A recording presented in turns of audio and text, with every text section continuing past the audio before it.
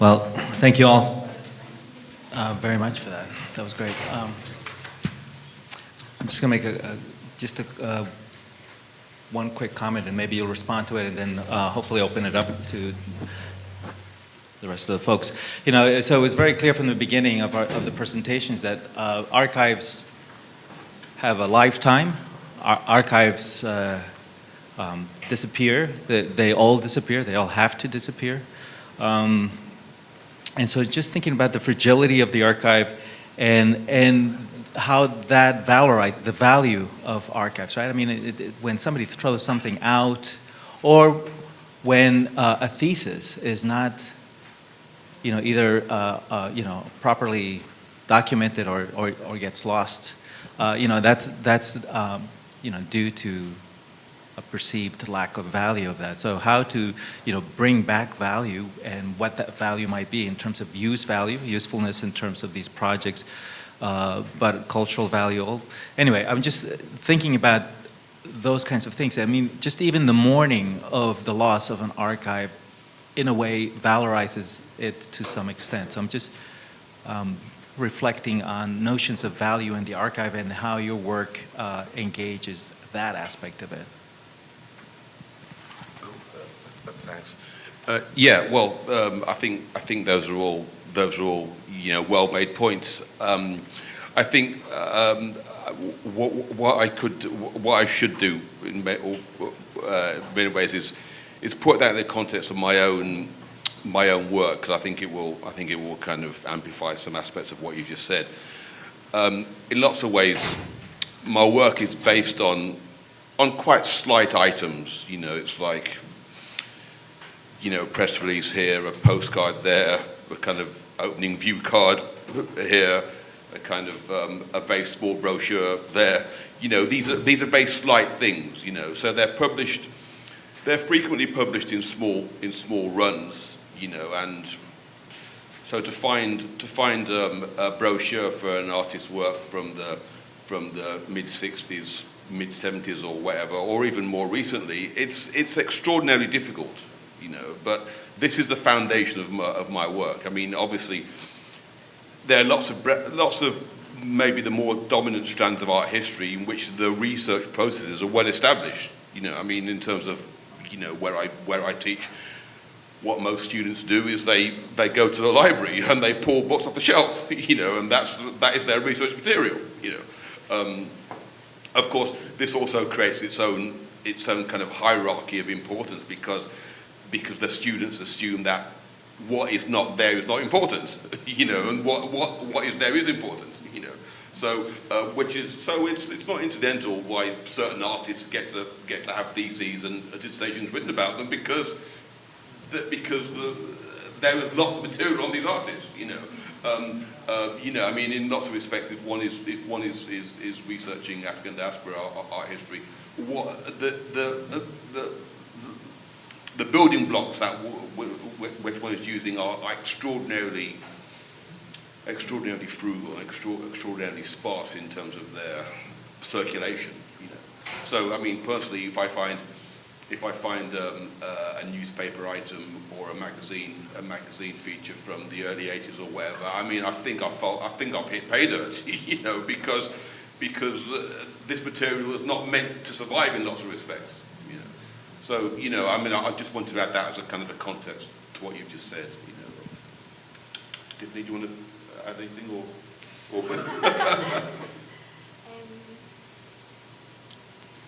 I'm not sure what I can add to that. There's also the issue of putting the archive to use in itself kind of valorizes it to some extent, right? Yeah, no, I mean, I think... we in our practice, we never really began working with archives until about 2012. I'm actually going to lay the blame for that with the CC Glasgow, with a project they did.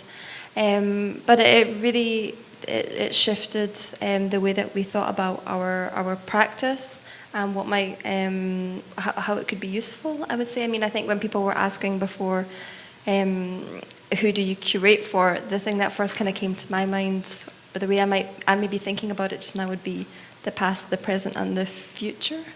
You know, bringing out you're trying to have a conversation with these historical items that you can find, bringing that into the now, but really kind of projecting forward as well with it.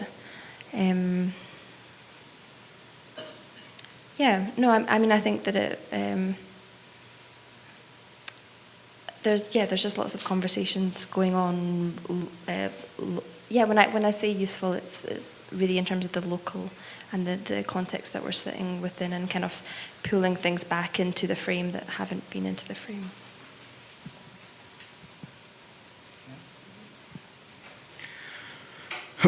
Well, I think that when you talk about like creating value, it is important to think that we always create value in relation to something. And I think we as curator has like the responsibility to think what our choices and how our choices, in the sense that what do we choose to research, to show, to give some time to write about. How can these representations on materials can participate in the public debate? I mean, I always have that in mind when I do a project, how can the thing that I'm curating, I'm writing about, I'm thinking, and showing can participate and in a way contribute to create a critical public sphere, in what way can actually challenge some kind of, for example, in the case of women artists that we are developing in Theoretica, but also that I'm doing that I do as curator, and I was doing as independent curator since some years ago. For me, it's very much clear that we need to create cultural value against the patriarchal structure and against this kind of male-dominated, system. So. And I think another very important thing is when you talk about use, and I would say like access is a very, very, very important concept. And when I'm, for example, working with the Limar Museum to bring this archive from Switzerland to Peru after like 40 years, and I'm thinking how can these materials that now are accessible to local community can actually change the way our history was written, How can these materials put new questions, in the way we interpret the reality. So I think accessibility is a very, very important concept in this conversation. Yeah. Yeah, no, and it's also interesting to think about accessibility in terms of digitizing, and also then thinking about site specificity, and the digital kind of undermines that, right? I mean, there's been discussion about repatriation that's, kind of a digital repatriation in some cases. Anyway, I'm going to open it up, but I am thinking about the way in which the archive is different from other concerns about conservation in the museum, where it's very object-oriented, and it has to do with preserving the object, whereas with the archive, it may not be as as crucial a thing. So anyway, any questions we have for the panel?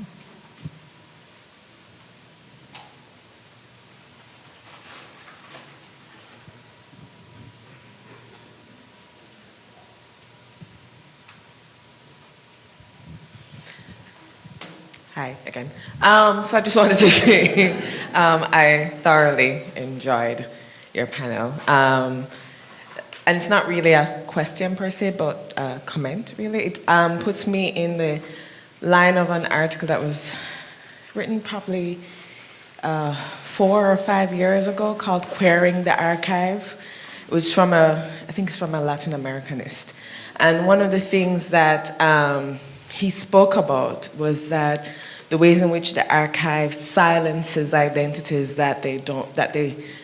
institutional policies by the ways in which they collect and archive, silence identities that don't adhere to what is characterized as normal or formal structures in society that want to be maintained by a dominant community.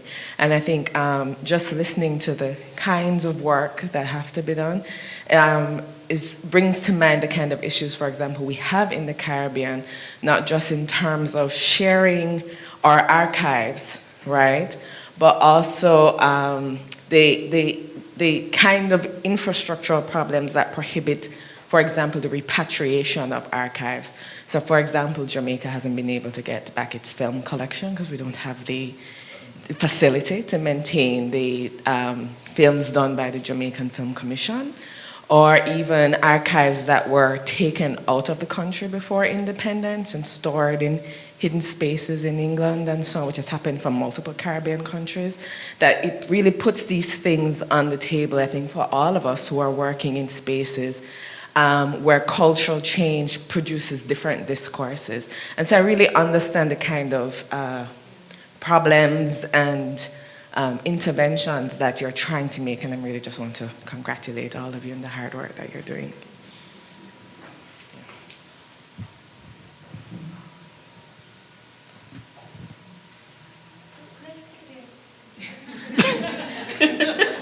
But you had a question, Claire.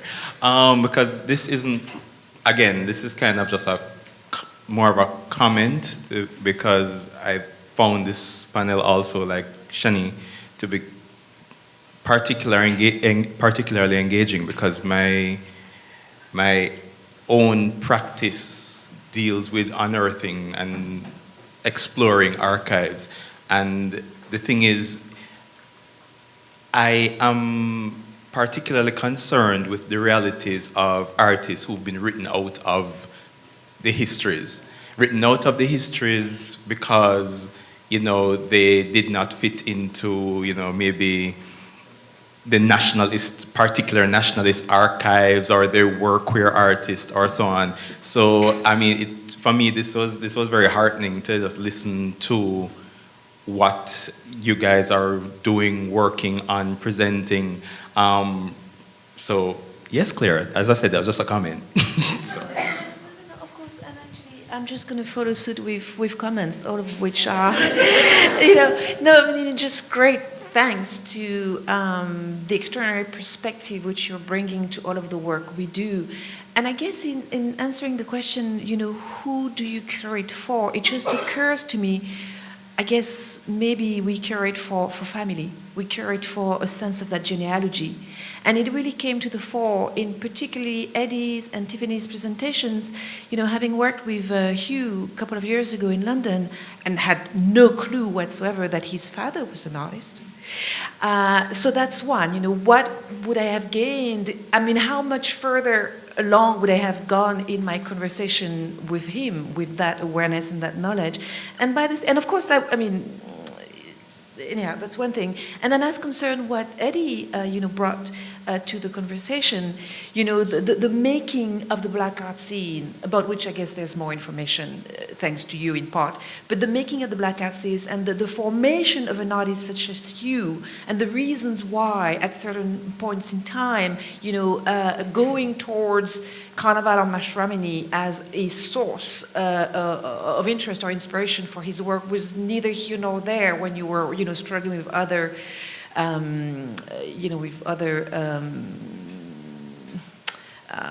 sets of issues to establish your own visibility and not wanting to further self-exotifying by, going towards these, identifiers of, Caribbeanness or et cetera, So that's again, what a longer view of, these spans of creative work, can bring. And many other things, but I will stop wrangling. I'd rather somebody else speak. But again, thank you so much for the perspective you're bringing to the need of these genealogical lines.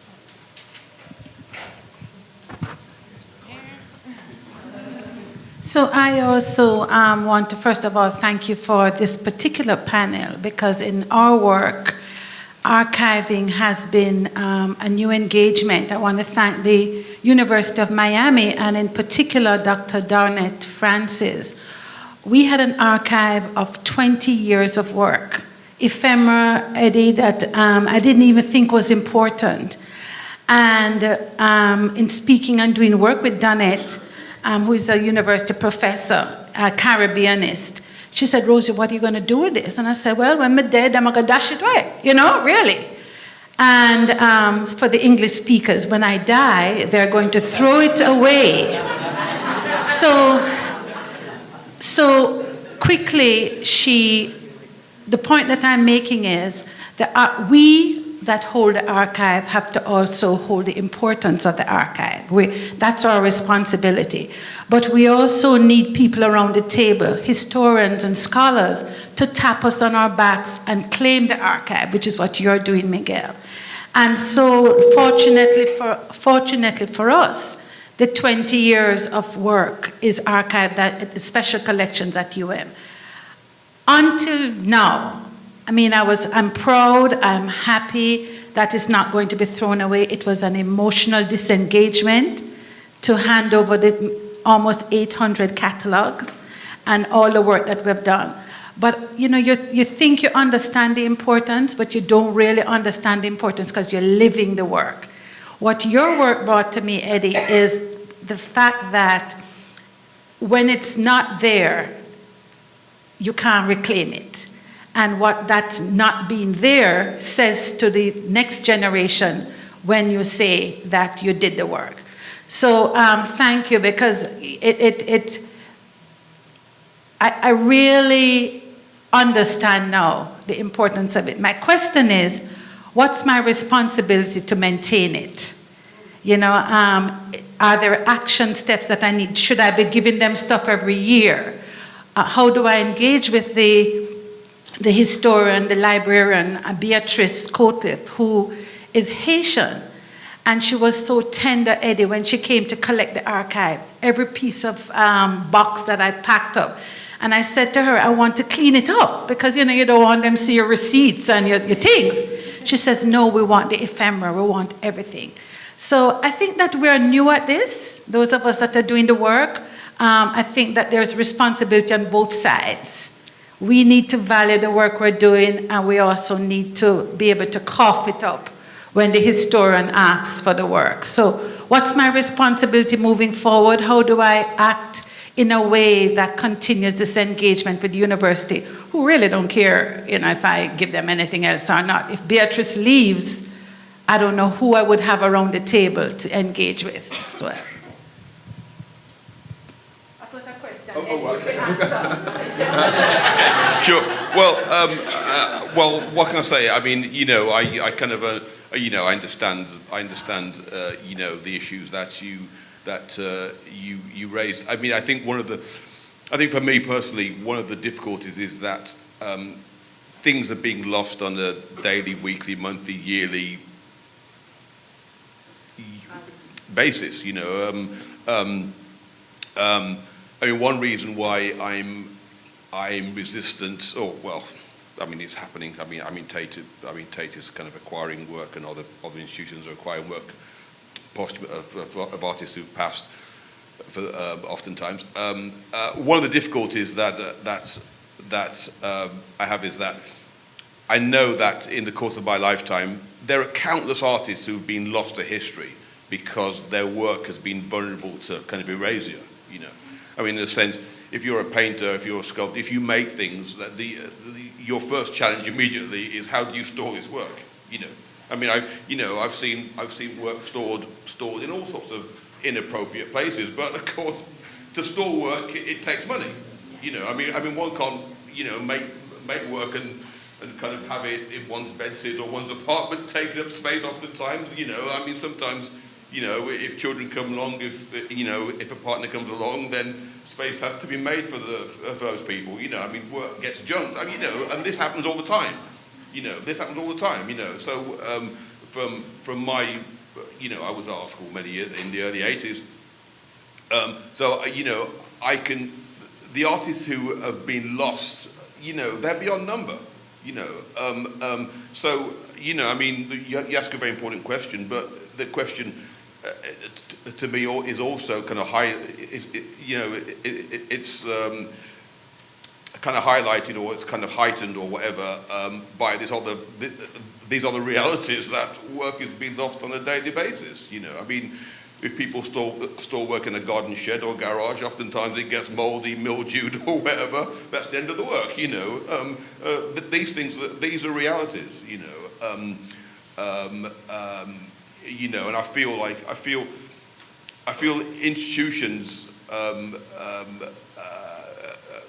major collecting institutions, there's so much more that they could do to kind of make positive interventions into this, because, I think, let's say, the realities are that things are being lost. Artists are being lost, it's like I mentioned the places here, an exhibition that presents quite I would argue, presents a very kind of skewed history, because there's no recognition of all the tens of artists who've fallen off the cliff, and of course beyond that, and I'll just say this as a final point. I mean, the exhibition garnered significant kind of coverage from the Observer, the Guardian, and so on. I think these people should choke, because well, no, because they got back in the 80s and the 90s, they had nothing to say about these artists, So it's like what. Yeah, it's bizarre, I mean, they should not be writing, in praise of this exhibition, because they haven't said anything about this show over 30 years. I'm sorry, about this kind of these artists' work over 30 years. This is twisted. It's sick.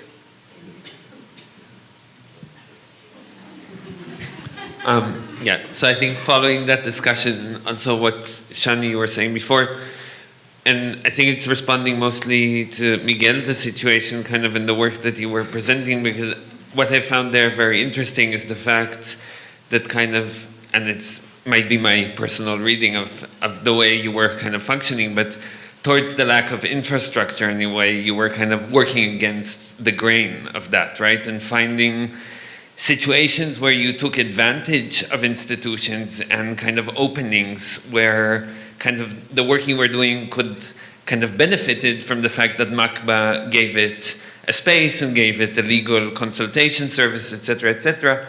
But in a way, it sounded like if they wouldn't have, you would have done it anyhow, right? And I think this is kind of responding to what Shani you were saying before, and kind of the lack of infrastructure and resources, which is, of course, a very, very acute question. What kind of tactics have you been deploying to actually do this kind of work? Because I think this is for me like a really crucial question. Like, how do you start, right? Like, where do you start from? Especially when governments today, and I think this has something to do whether we're talking about global north, global south, they're not investing in this kind of work, right? And this is a problem that like all of us are facing.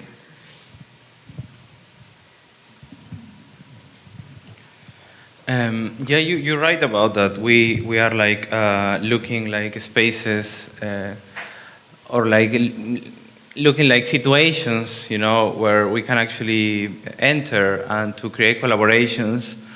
In Latin America is quite difficult because the art community distrusts, from institutions. In the case of public institution is because of in some of the countries in South America there was a dictatorial regimes, authoritarian regimes, so they don't trust them. I mean, in the case of this Chilean activist collective, they didn't. I mean, it was so much difficult to convince them, about the importance of to leave their archive in Chile because they thought that it will be more safe outside Chile, which at some point maybe they are right, but at the same time, we were thinking, how can we actually create a sort of committee, to protect the archive from the institution. In the case, I mean, if in the future there is a danger of this material to be lost, maybe we can create a sort of like a committee, that take decision for the archive. So the first thing in that case was to actually implement a system of like a committee, an international committee, when we have like local scholars, the family of the artists, and some international people. That was the same case in this Peruvian case I presented, the archive of Francisco Mariotti, because he has a lot of doubts about giving his archive to the Limar Museum, and in this case, it's because it's the opposite. The Limar Museum is a private museum, but with a public collection. So he was very afraid that, that in the future, because now Limar Museum is an amazing museum, has a great director, amazing curators, and is doing a fantastic job. But the problem is that in the future, in 10, 20 years, he's almost, he's 80 something now. So, what happens if the director change, So we need to protect that. And we actually talked with, in this case, with the Reina Sofia Museum, because he trusts a lot of them. And I don't know, we create a kind of situation where the museum can't take any decision, directly to the archive. So the archive, to remove it or to, I don't know, to destroy it or whatever, there are like many. Exactly. So we, in a way, are trying to protect that. So we invented that. We invent like a system in each case that we work.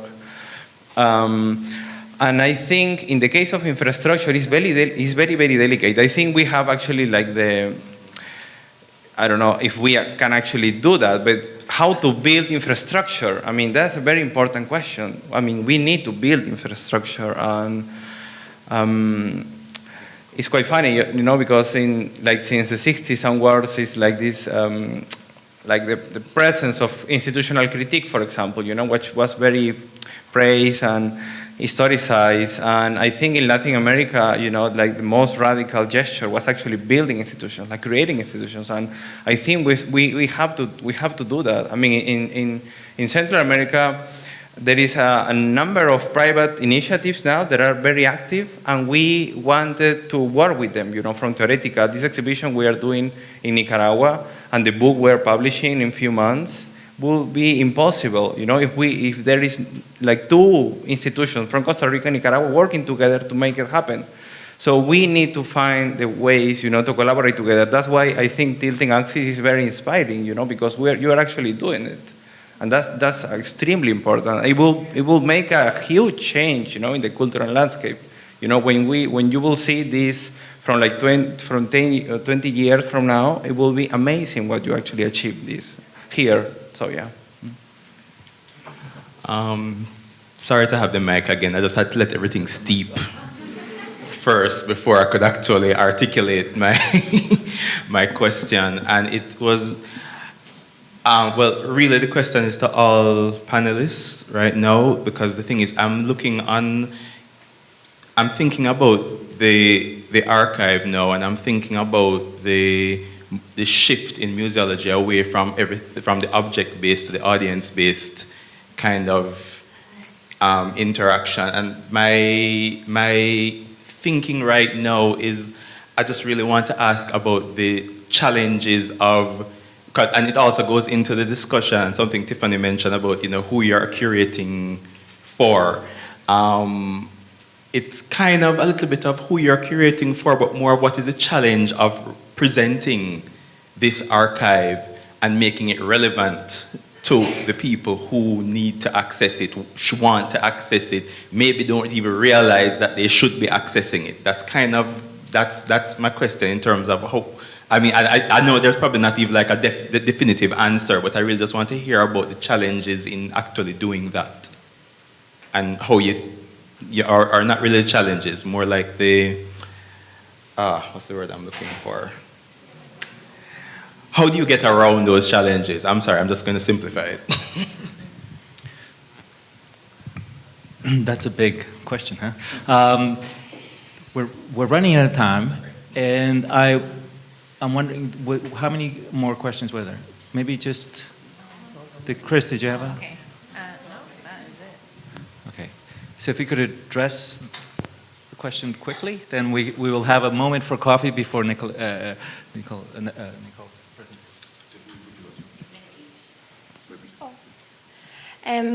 Maybe I could just kind of I could answer that specifically through art education in Scotland. We have 4 art schools.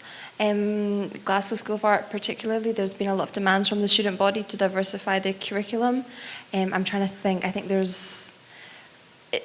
I could, on this one hand, the number of faculty of colour in the art schools, and the student body is also not very diverse, it's about 2,500.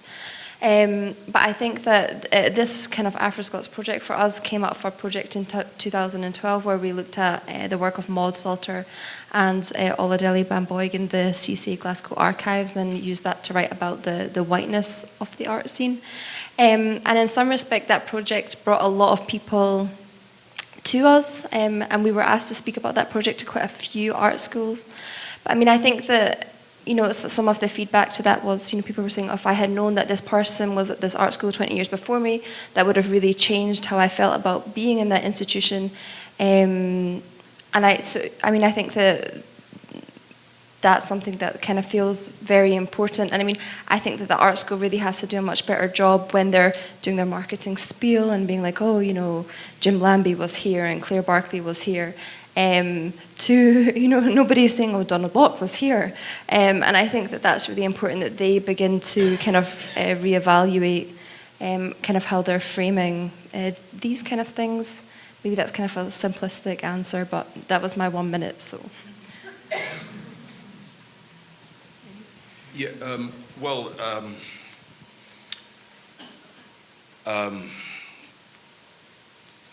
you know, in some ways, I focused on the I focused in many respects of my talk, my contributions on problems, but it's quite difficult to get away from problems if one considers things in the round. I mean, because I have this kind of framing in terms of my research or my work that wherever there's progress, there are problems, and I feel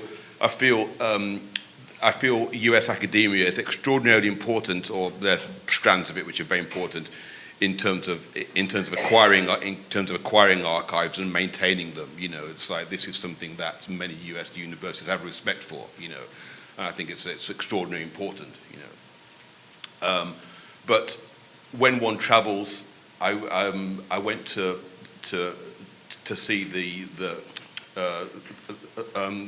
archive of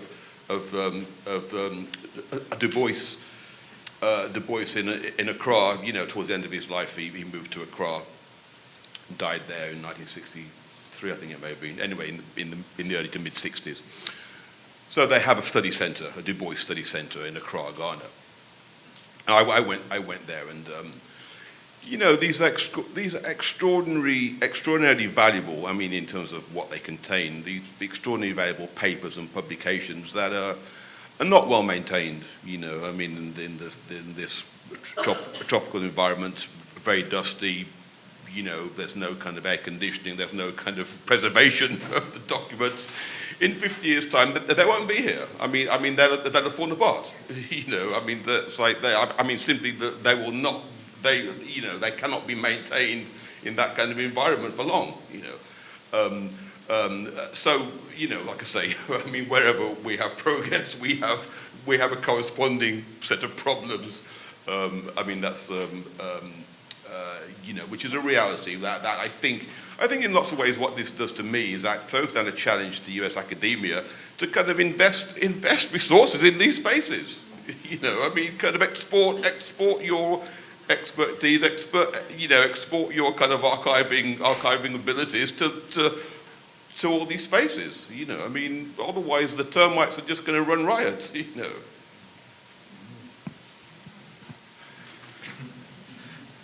With that vision,